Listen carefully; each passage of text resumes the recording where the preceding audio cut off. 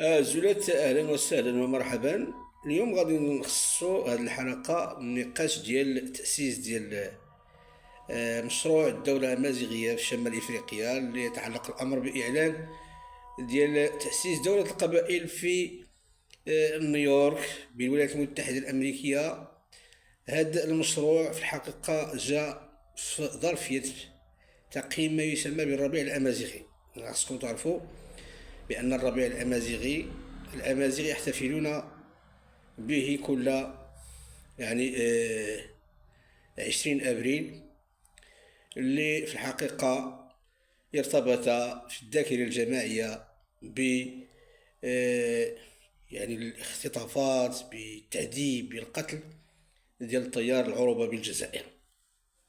إذا من بعد ما كان شي حاجة سميتو الربيع العربي، اللي في العمق بان بأن هذاك الربيع فقط مفبرك، على أساس هناك من الدول دائما تيار روماني، وأقصد بفرنسا التي كانت دائما تدعم ما يسمى بالفكر العروبي وأيضا الإسلاموي دائما للسيطرة على شمال إفريقيا وإفريقيا بصفة عامة.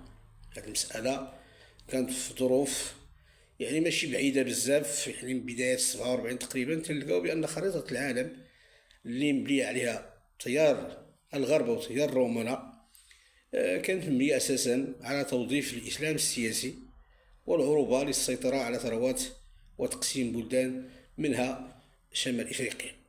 على أي بالنسبة لهذه المبادرة اللي تهمنا فيها حنا ماشي تقزيم ديال شمال إفريقيا، نحن دائما في فكرنا وثقافتنا ومرجعيتنا نسعى إلى إعادة الاعتبار لذواتنا من خلال إعطاء قيمة لهذه الهوية اللي تتسم أساسا بالوحدة بين شعوبها من سواء إلى الأندلس والصحراء والساحل.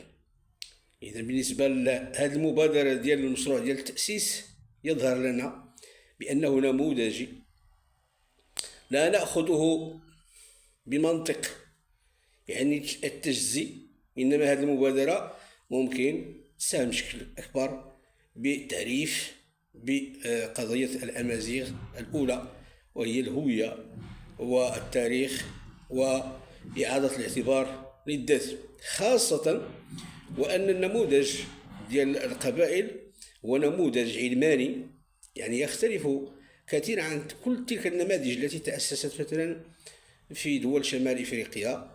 دائما يكون أساس ديني، ولكن بالنسبة للقبائل يسجل أيضا على أنها لم تكن معربة كثيرا، بل هي أقرب إلى التيار الروماني، لأن الأمازيغ دائما بالنسبة للمشكل اللي كان عندهم في التاريخ يتقبلون الآخر، يتعايشون معه، ولكن للأسف الشديد لم يكن لنا نوع من الاستقلالية، خاصة في مجموعة من الأشياء، من بينها الفكر الأمازيغي فكر إنساني لا ديني.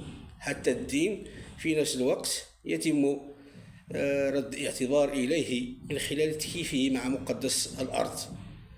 لهذا نحيي عاليا استمرار ديال النضال ديال إخواننا في الجزائر، ونتمنى أن تكون مبادرة الهدف الأساسي منها هو التجميع وليس التقزيم. والسبب تواجد هذا التنافر في شمال إفريقيا في الحقيقة يعود إلى بقايا النظام البعثي ديال الجزائر، اللي كان ماشي هو، ما يمكنش يكونوا هذه المشاكل أو نقلوا حتى الصراع العربي الإسرائيلي إلى شمال إفريقيا. إذا بالنسبة للنظام هو بقايا ما يسمى بالحزب البعث العربي الاشتراكي، اللي عنده امتداد في المشرق، وبقي في آخر بقاياه من بعد صدام القذافي أسد كان هو في الجزائر.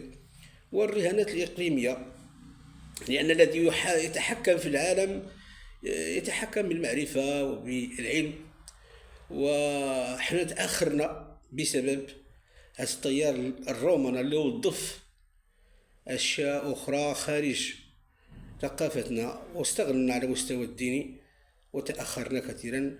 لكن دائما بالنسبة للأمازيغ بحكم إيمانهم بأساس الوجود اللي هو الإنسان وقداسة الأرض ولغتهم المعجزة محفوظة في الصدور، سينبعثون حتما وسيظهرون كما كانوا في السابق.